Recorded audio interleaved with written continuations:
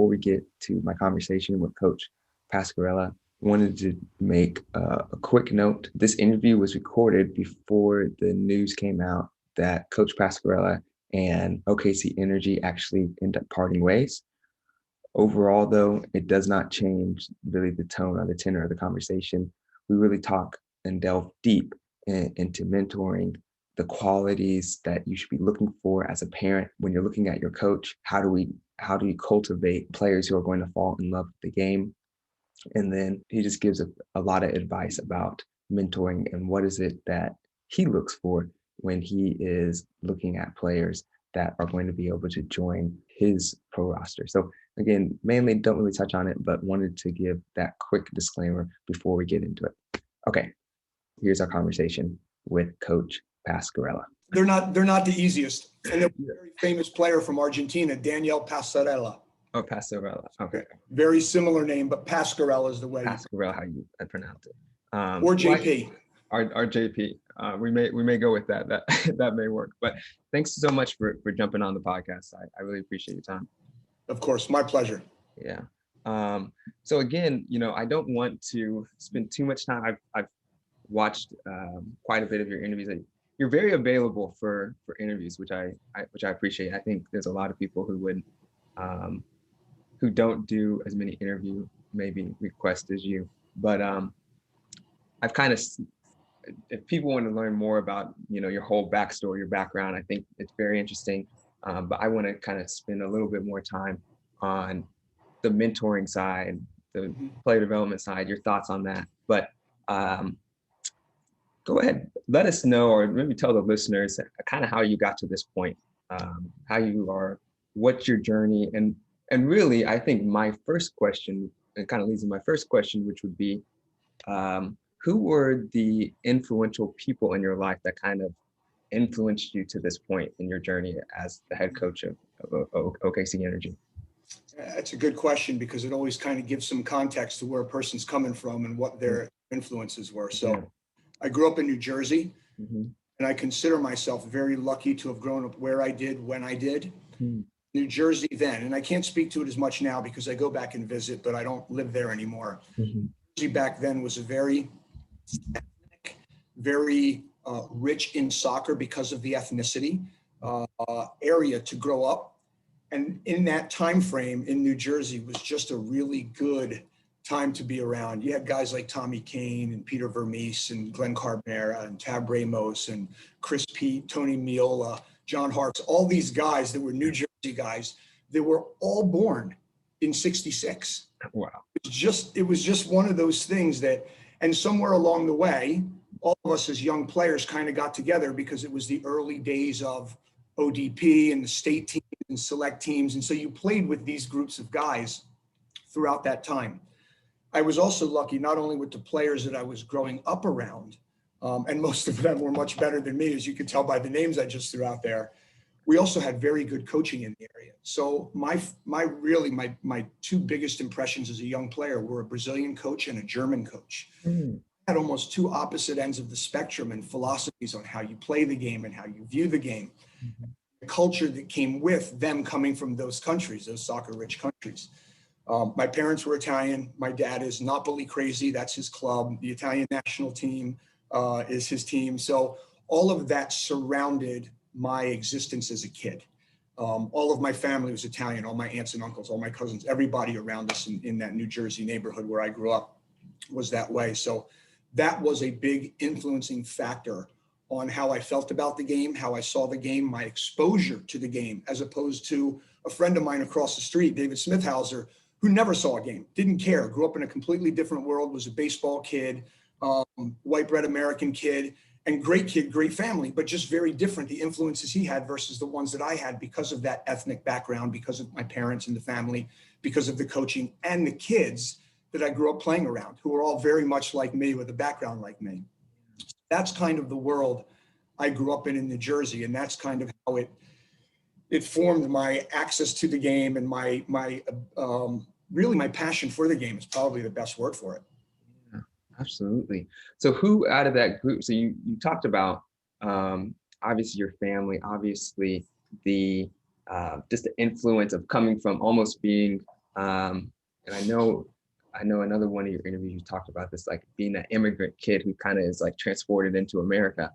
So do you feel like out of those people, your dad being a giant Napoli fan, um, having those two coaches that come from those soccer cultures, who would you say, do you feel like they were all um, instrumental, or do you feel like, well, still because of my dad, this is the way that I have this passion, or this is the way I've developed I think my, it was all of it. okay, for sure. Yeah, I really think it was all of it because I had it at home.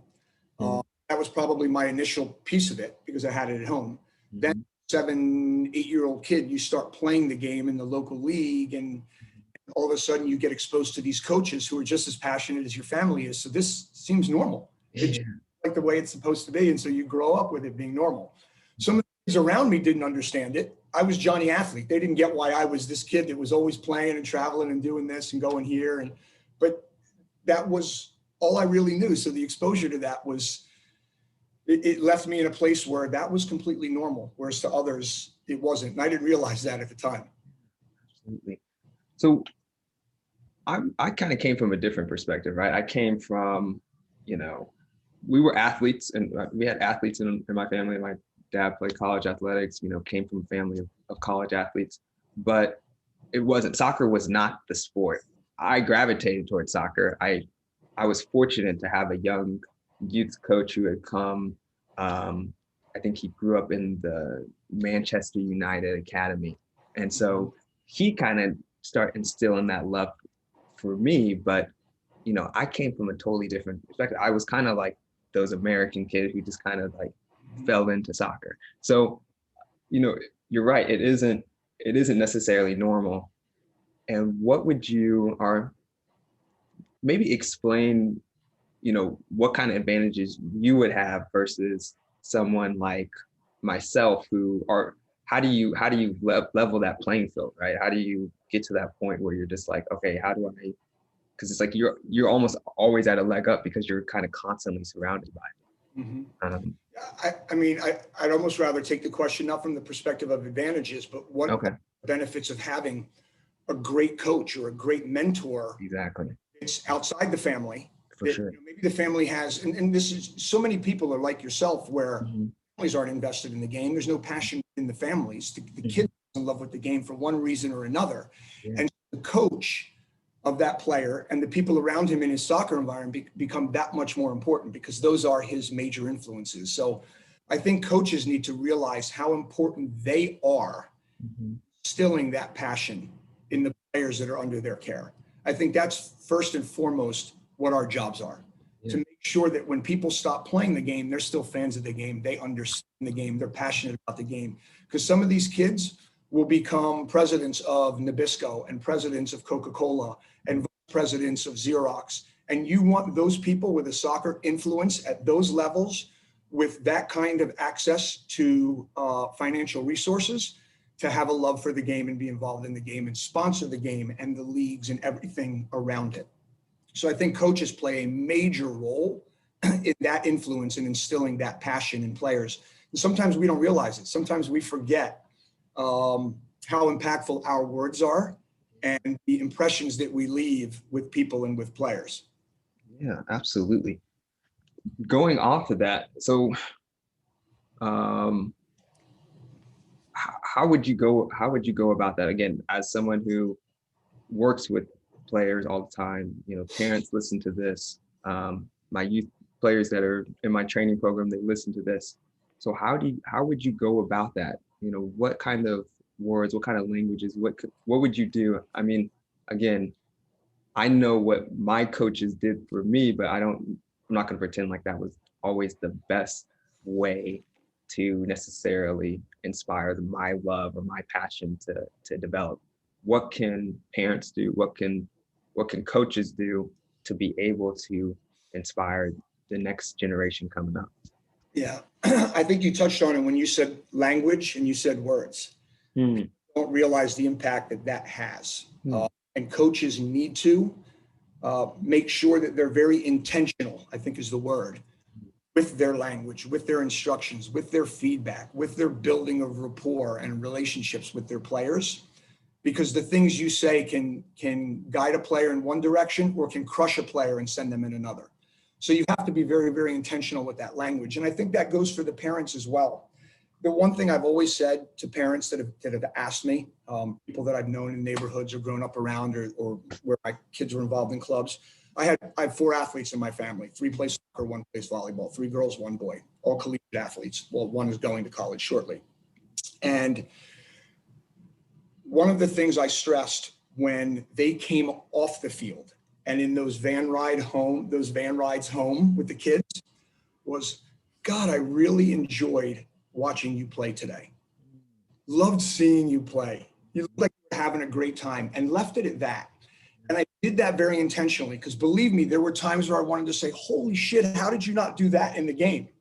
But it wasn't about me. It was about their experience with the game. And that love for them, that leaving them alone with that autonomy that they had in playing the game, led them to know that I cared more about them than I cared about the game or them playing the game. So over time, they asked those questions. They would say, what did you think about that? Or Dad, what did you think about the referee? Didn't he screw us today? Or they would start to ask some of those questions, because I was very unemotional about it and unattached to it at the beginning. My only attachment to it at the beginning was to intentionally try to get my kids to love it and to enjoy it. And so I had to choose words around that and phrases around that. So that when we were going home, it wasn't about how they performed or what they did, but how much they were enjoying it, or how much it looked like they were enjoying it. And it did look like they were enjoying it. They were having fun, but it's probably because I wasn't yelling crap at them the whole time. I was just sitting back in a chair and enjoying the game and letting them do their thing. And I was lucky, because I was involved in the game, that I could also help guide where they were playing. So I knew that their mentors, their coaches were good people that had the foundations of the game and the principles of the game, and really had the idea of the kids being at the forefront of it. And that's what was most important. So you put them in a good environment, you let them grow and have fun, you let them know that they're supported. It's hard as hell to do.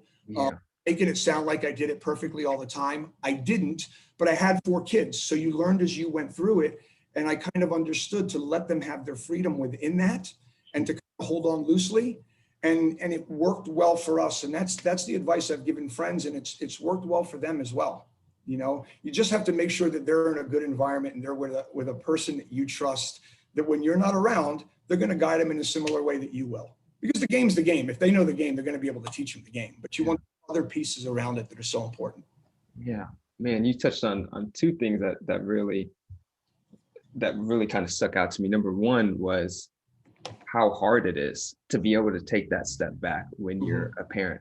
And I know I get this feedback. I'm not a parent right now, but the parents that come to me in my program, they talk to me like how much they want to do right by their kids. You know, I don't think anybody wants to screw it up for their kids, and that's why they come to them after the game and say, "This is what you did wrong. This is what you did wrong." You know, they do it out of kindness, out of love, and out of love. Yeah, without understanding sometimes what the effect can be, or the words and the language can be in that dialogue, that communication, and in that interchange of ideas between the parent and the kid. Yeah, it's so hard. And I just think what you would say, if I summarize it up, would be just keep it to how much it looks like they're enjoying the game. Just talk to them and let them know, hey, it looks like you're having extreme fun when you're doing this. And that's what you would kind of leave it at unless, later on they then can kind of come to you, allow them to come to you. Yeah. It's funny you say that, because you think they're enjoying it, right? And you want to allow them to enjoy it. So that's why you kind of go down that road. One of my daughters was a soccer player early on, and one day broke down in the van after saying how much it looked like she was enjoying playing it, and did she have fun, and how was that experience for her? She broke down and cried on the way home and said she hated soccer, didn't want to play anymore. And I said, okay, then don't play anymore, because you're not enjoying it. You need to find a team activity, a team sport, because I think it's important. I told my kids this from day one. I think team sports are important, because the lessons that you learn to be successful in any team sport, to survive the season, to build and grow a team, are the same things that you're going to have to do in life, in your job, and your relationship with family and building a family, all those things. It's the same life skills. So I felt like it was important that she was involved in team sports. I didn't care whether it was soccer or not. She ended up becoming a volleyball player and is now playing in college.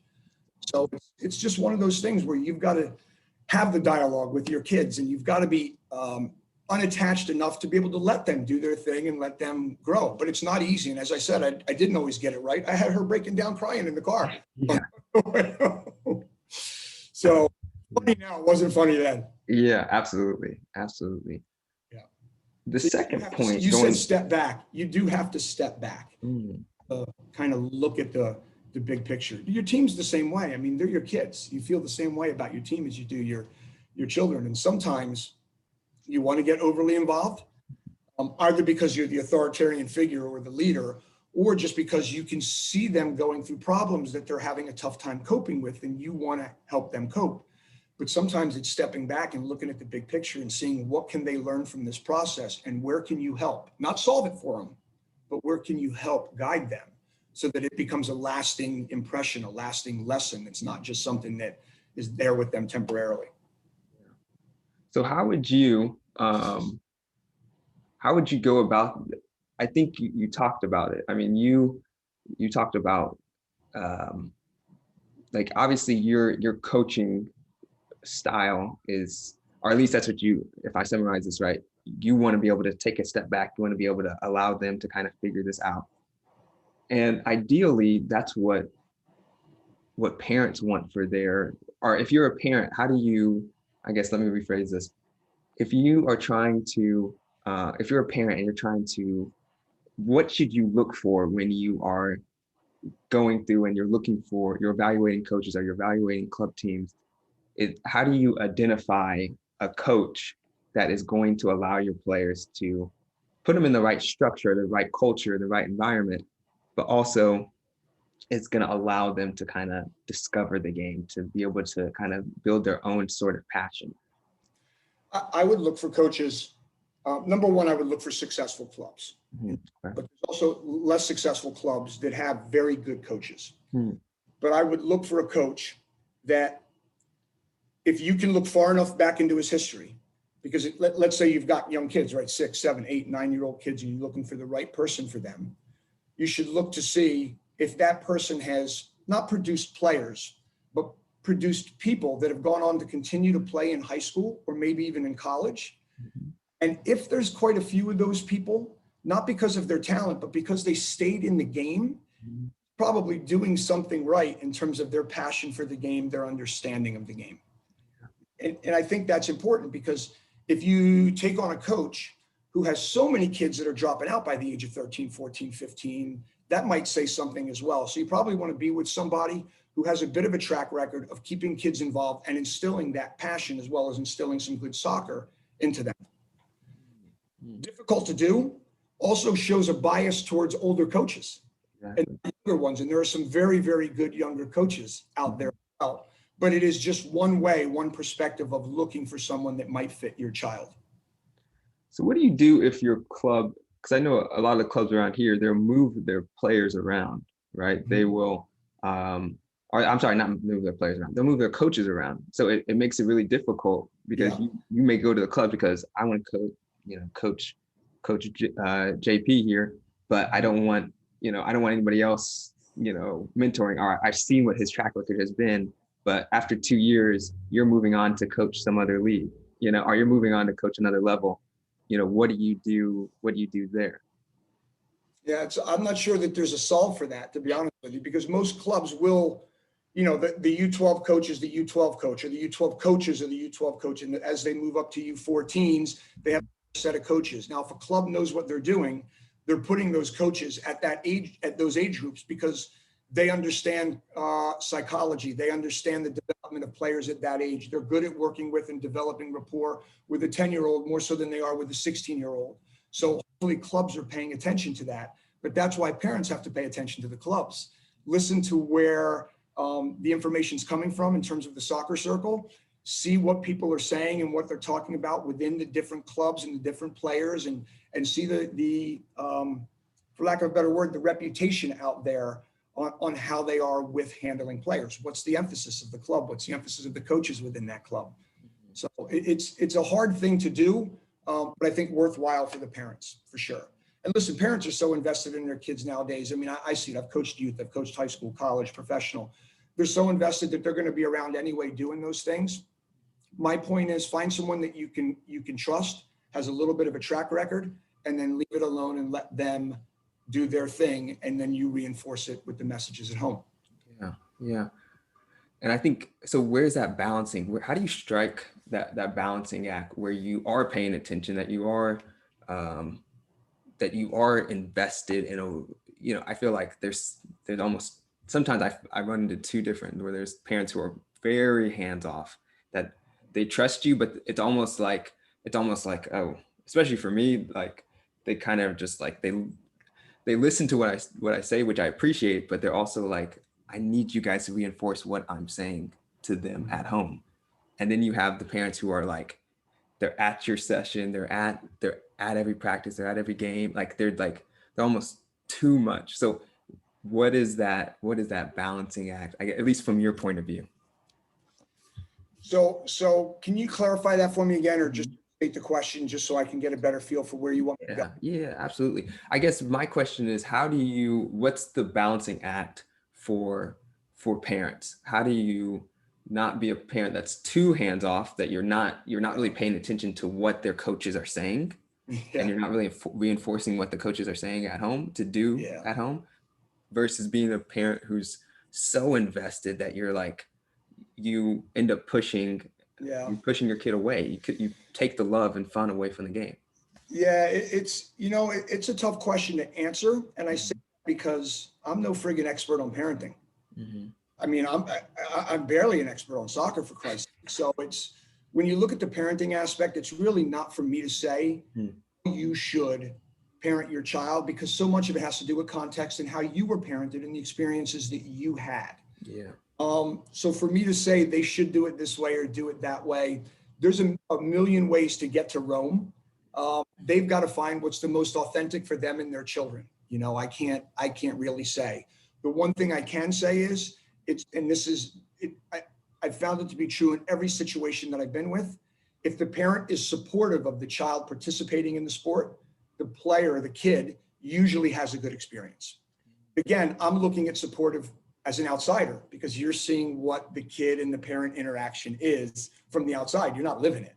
So I really couldn't say how parents, or I really shouldn't say how parents should parent their children. How, people call it helicopter parenting or whatever, and complete, hands off.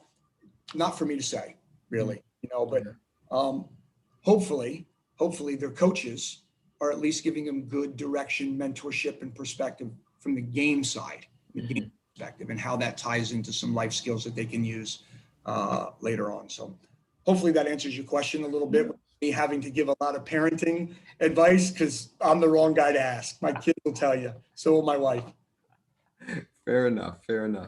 Well, something that I think you touched on there at the end was about coaching and being able to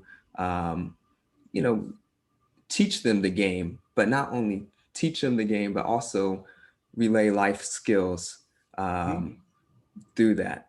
One of the things that I think I saw, and one of the quotes I saw that you made are, I know you probably weren't the first person to make this, but I thought this was really interesting, is people don't care how much you know until they know how much you care.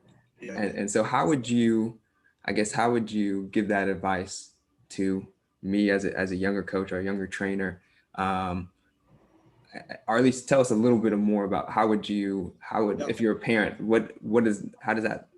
how should that manifest through a coach? So that saying is true. People want to know that you care first. So until they know that you're invested in them, you really care about them as people, as players, they're not going to hear a lot of what you're saying. They're not going to register a lot of your tactics or how you want them to play the game or how to take the first touch, because they'll hear it, but their connection to you isn't emotional enough for them to care about what you're having to say. So first got to know that you're invested in them and you care about them. And once that happens, and that's just little interactions over time, around the game and not around the game. But over time, as that develops, they will start to open their ears and they will start to open their hearts more to what you have to say. And that's when you can make an impact. That's when you can develop them and change them as players. And that's when you can teach them the characteristics of people that are successful within teams, and how you have to cooperate and communicate, how there's shit that you have to go through and stress that you have to go through in those situations, and how you have to communicate and reflect on things to make it better. Yeah. And so that is really the process. And once you do that, once they know that you really care and you have their best interest at heart, and start to listen, and you can start to give them more information, two things, that comfort and that ability to kind of communicate those things to them in terms of the game now will make them more confident in what they're doing, because they believe in you, because you're invested in them, and they're starting to listen more to how you want them to play the game. So for me, it all starts with that trust. Yes, you're giving them bits and pieces of information on the game and you're building trust that way, but they're listening nearly as much as they will later on down the road when they have that security with you, knowing that you care and you're invested. And that's a process. That's an investment of time and emotion. Yeah. Yeah, that's what I was about to ask. I was like, how do you go about developing that? And it just one team at a time. Yeah. One team at a time. This is why I think it's so difficult for some youth coaches. And I always ask them, how can you have 3 and 4 teams? Yeah. For me, that would be so draining. I only had, at times I had 2 teams, but one was an ODP state team that was this weekend, that weekend, whatever. And the other was a club team or a high school team. I never could manage emotionally 2 or 3 groups, because I couldn't be that invested into 15 or 20 people here and then another 15 or 20 there. I would have never had time for my wife and kids. Mm-hmm. That investment in time with them leads to you being able to influence them as players, and even importantly, as people. But people see, outsiders see the playing. They don't necessarily see the other piece of it. That all happens a little bit later down the road. Yeah, absolutely. So how should parents or younger players factor this in if they know that, knowing that a coach cares about them as people? Should that be the first thing that they look for? Kind of going back to what we were talking about earlier, you want to see their track record, you want to see their success, but should that be, if let's say you've come to a totally new place, for me, we moved around a lot when I was growing up. So we kind of didn't know the soccer circle. We didn't kind of know what was going on in this new area. Should that be one of the main factors? Should that be the number one factor looking at a new club, looking at a new team? Should they go in and say, hey, I mean, you can't really go in and ask somebody how much they care, but you can observe and kind of see their manners. Actions speak louder than words anyway, so you can see it. Yeah. I would say yes. I think that's the most important piece. This is my opinion. Mm-hmm. Factual. This is me and what I observe. Mm-hmm. It's my kids, and I had to put them in the care of a coach for a few hours a week, a number of hours a month and a year. I would make sure that the most important thing to me would be that person cared about the kids. That would be the most important thing. How they dealt with those kids. And that's why I think clubs are doing, can't speak for every club, but clubs I've been involved with, where I've observed up close in the cities that I've been in, are doing a better and better job of putting coaches in the right areas. The skill sets, the toolbox that coaches need for a U8 player is similar to, but not the same for a U18 player. Yeah. This is going to require a guy who's more demanding and is more about the soccer and is more about the commitment to the team and what it means to sacrifice a little bit of yourself to be part of a successful group. Whereas this guy is going to be laying the foundational skills for cooperation and passion in the game and those kinds of things. And coaches have different comfort levels with those different things. And clubs are getting better at distinguishing those qualities in their coaches and placing them in the right groups and in the right areas to affect the players at the right time. So all of that's a process. It's a time-honored process that you build through, but it's slowly coming everywhere we go. Absolutely. I guess I also want to speak to the players as well. How should that inform players' actions, or how should that inform? Because I think you hit the nail on the head with the coaches what they should be looking for, parents what they should be, our coaches what they should be doing, parents what they should be looking for. But how should this inform players' actions? And if I'm a player, how should knowing that my coach cares about me, how does that help me down the line? How does that help me as a player, as a person, knowing that this coach is caring about me I mean, outside listen, of that? it's an emotional thing, right? It happens in this part of the brain where you have these interactions with people and it becomes emotional. Mhm. And if a kid has an emotion attached to his coach or his mentor, and that's a positive one, Mhm. that kid is going to do everything he can to help make that mentor happy, to create an environment where, and to create situations where they get feedback from that mentor that's positive. And I think that's really what you're looking for. And I think that's really the thing that parents should be looking for. And the questions they should be asking when the kids get back in the van. Hey, you look like you were having a great time out there. It looks like you love it. Are you loving it as much as it looks? Yeah. And eventually asking that question, even the kids may say, you know what, I don't like it that much. The coach is really mean when we're at training, or, it's just an ongoing dialogue. Mhm. But I think kids at 6, 7, and 8, it's asking a lot for them to make some kind of informed decision. Mhm. They're just being influenced by the stuff that's around them. They're just soaking it in like a sponge. That's why it's important for the parents to hold on loosely and to ask those questions and to say, it looks like you're having fun. Or today it looked like you were having a miserable time. Anything wrong? Was it the team today, or was it the game, or something happened? Or is it something from home and there's too much homework and you don't want to go do it? But that's just dialogue. That's communication. Yeah. Yeah. So as So you I coach, think it's asking a lot you asked in terms of the players being informed. I think it's 6, 7, and 8. That's hard for them. yeah. I think that's what they're thinking about. They're thinking about, am I having fun? That's Mhm. what they're thinking about. Is it me and a ball? Can I have? Yeah. That's all they're thinking about. But when you start getting older, I'm sure of course, you have different personalities who you manage, and what kind of, I'm sure you can see the qualities.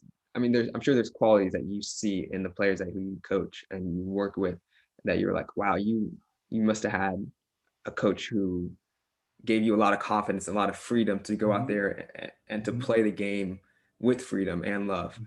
So I guess when you're an older player, you're past that 6, 7, 8 range, you're now 10, 12, 13, you're starting to really understand the tactical side. How do you, what should your response be? How should you, because you're not always going to get along and feel like your coach loves you or likes you, Mhm. but what should your response be? What should your attitude be in those kind of situations, I guess?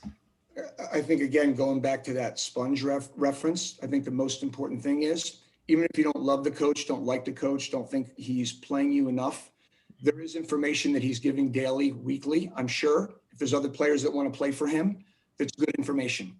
So even though it might be a holding station for you until you're somewhere else where you're getting more time, or just a different moment on that team when you're getting more time, take in as much as you can, learn as much as you can, figure out what's important to that coach and that team, and use that as much as you can, because that makes you a valuable member of that team. Some people find that very hard to do. Some people, when that happens, almost self-isolate, and they kind of go into a little bit of a shell, and then they start to lack confidence. And again, that comes back to the coach recognizing that, the player being able to express that, and having a conversation. It's one that's built on trust and built on care. But that, again, as I said, that doesn't start on day one. Nobody's going to feel comfortable in those environments initially, but it's the coach's responsibility over time to be able to build that foundation where they do feel comfortable enough to say something. Yeah.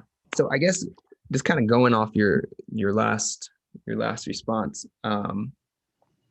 being a sponge, trying when you're a player, when you're in a situation where you might not like the coach, um, still trying to stay invested and still trying to stay engaged and still trying to be a member, or at least trying to figure out what qualities, what kind of requirements the coaches are looking for. I guess how do you cultivate that as a player, even when you're, again, like I'm saying, I'm talking to older players. How do you if you have been in a situation where maybe you always were close to your coach, you knew that your coach cared about you. Now you're in a totally new environment, and this coach, you're feeling like you can do nothing right. How do you cultivate that? What kind of process? How would you advise a player who's kind of going through that? What would you say to them? If that coach is still giving good information, Mm, you may not be in his favor. You may not be one of his favorites. mhm, If you can be a good teammate, if you can sacrifice a little bit of yourself, and in this context, it might be playing time, mhm, um, and stay engaged, that habit of learning that is a great thing. That resilience, that stick-to-itiveness, mhm, whatever you want to call it, is an important quality to have in life.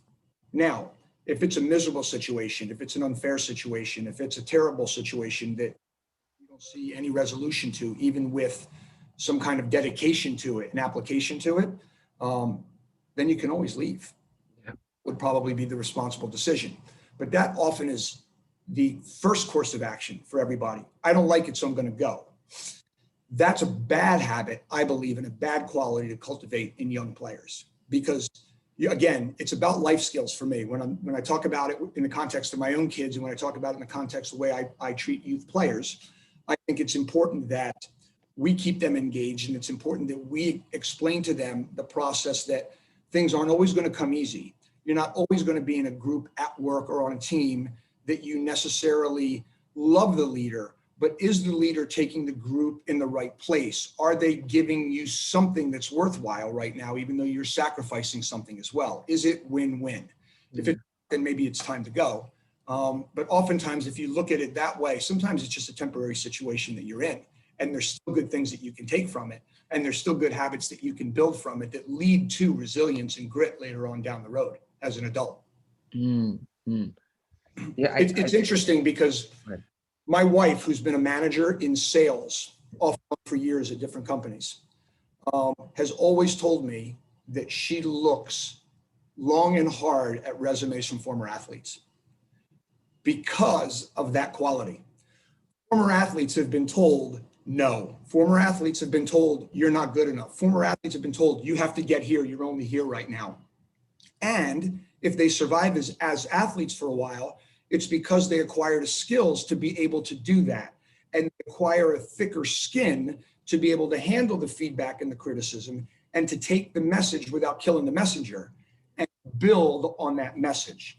So that's really the things you have to think about as a parent, as a coach, as a player, when you're going through those shitty situations. What do I want to take from this? Not just immediately, but what do I want to take from it long term? What do I want to learn from this situation? What skills can I acquire from this crappy situation now that are going to help me later on down the road? That's an perspective for a 55-year-old to take, Yeah. and not a 14-year-old. You know what I mean? But that's where the guidance from the coach comes in.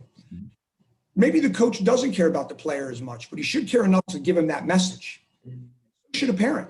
They should let kids know. People deliver messages in different ways. People have different personalities. People do things differently. But if you think this is a worthwhile group, if you're learning something from it, if you're in an environment where you enjoy the people that you're doing this with, then maybe it's still the right thing to do, even though you're not getting everything you want out of it.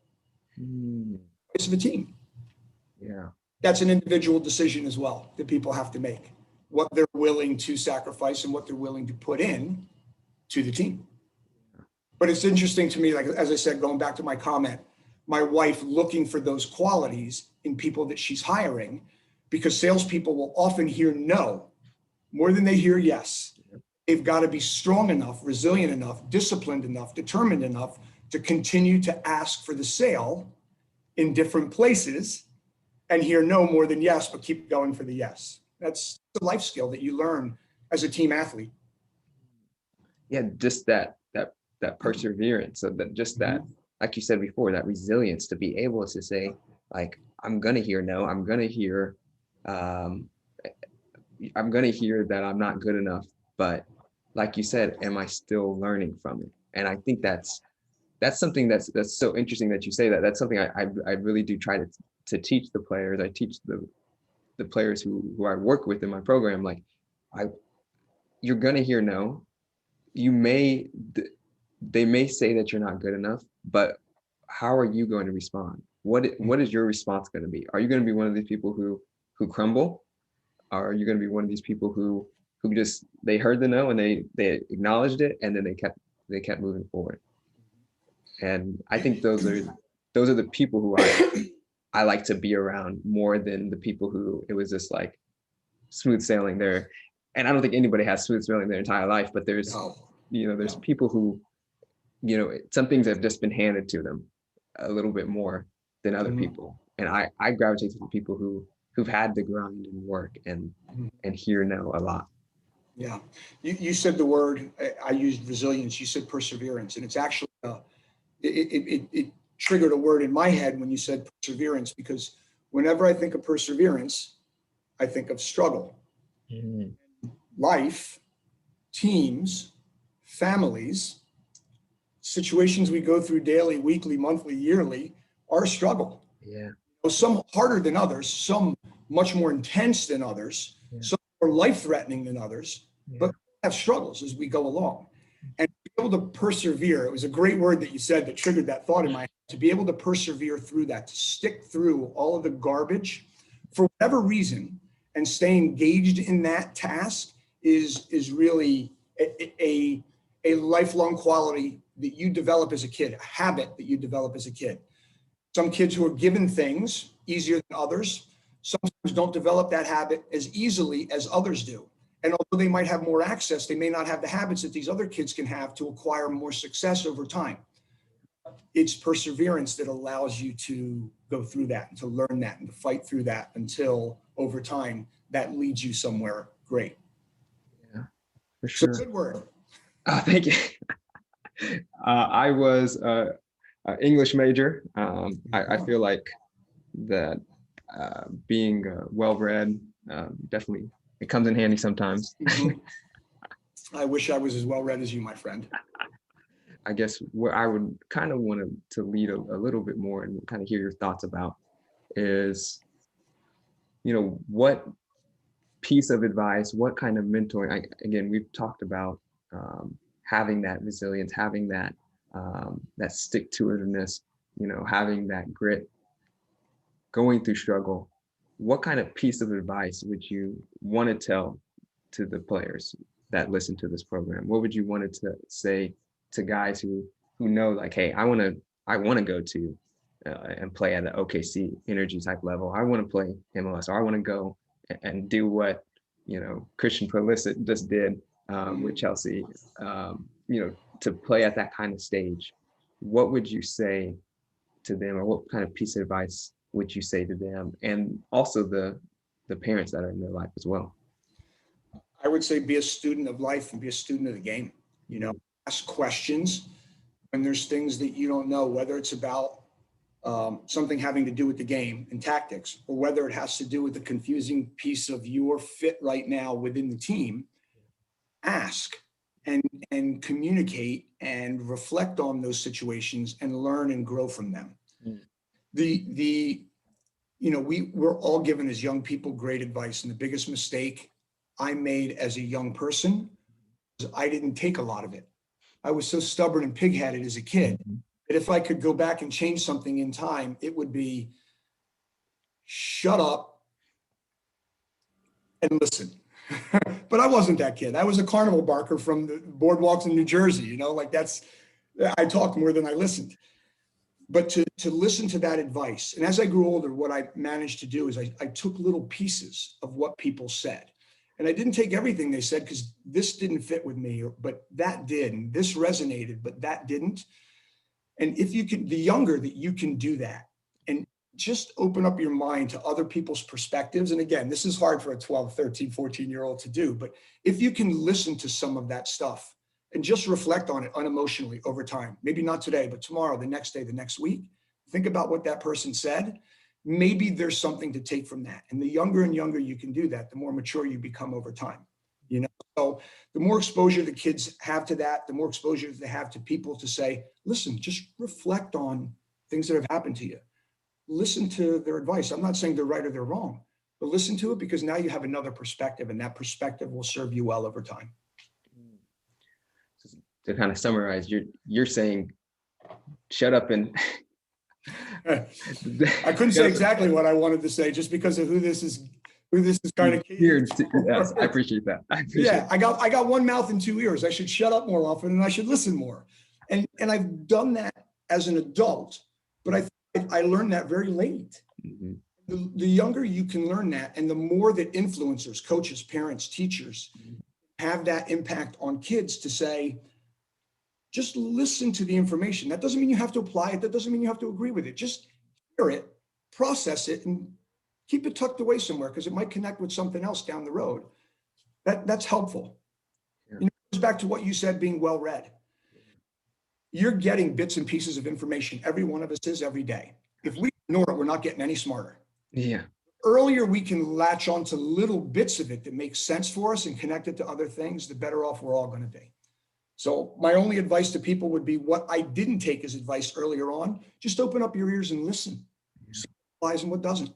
Yeah, absolutely. And that's something for me to think about too, because it's like, especially as a trainer, as a coach, just trying to mentor these kids. It's just like, what some of the best things that maybe I can let them know is just like, listen to my instructions, think about it, think about why I'm trying to tell you these things, but you don't have to necessarily go ahead and take this as gospel, right? Listen, try to understand where I'm coming from, but then think about it. And then maybe you go to another coach and listen to their perspective, or maybe you go to another trainer or whoever you want to go, but try to it kind of sounds like you want to get a wealth of sources and see and pick and choose what's going to work for you. And then from there, you're going to be able to kind of shape who you are as a player. And then, like you said, more importantly, as a person, because that's the big thing for me. I know I've been put in a position to be able to help players, but more importantly, give them advice and guidance as people. Yeah. Yeah. I mean, kind of in closing, you are a sum of your experiences. So if you just let those experiences pass you by, that sum doesn't equal a whole lot.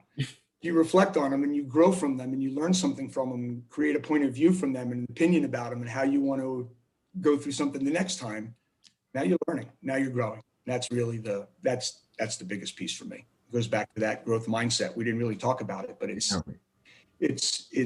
it goes back to the words we talked about. It's resilience. It's being disciplined about things. It's being resourceful. It's persevering through those struggles so that you can ultimately be the sum of all of those things. You would have grown exponentially because of them. Yeah, absolutely. Absolutely.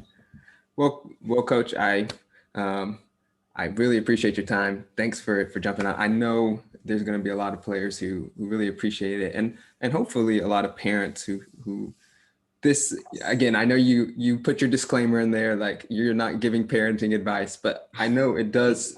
It gives them a good kind of starting point of where they can kind of look and kind of say like, okay, am I being a parent who is doing too much? Or am I being a parent who's just saying, hey, I love watching you play. It looks like you're having fun out there.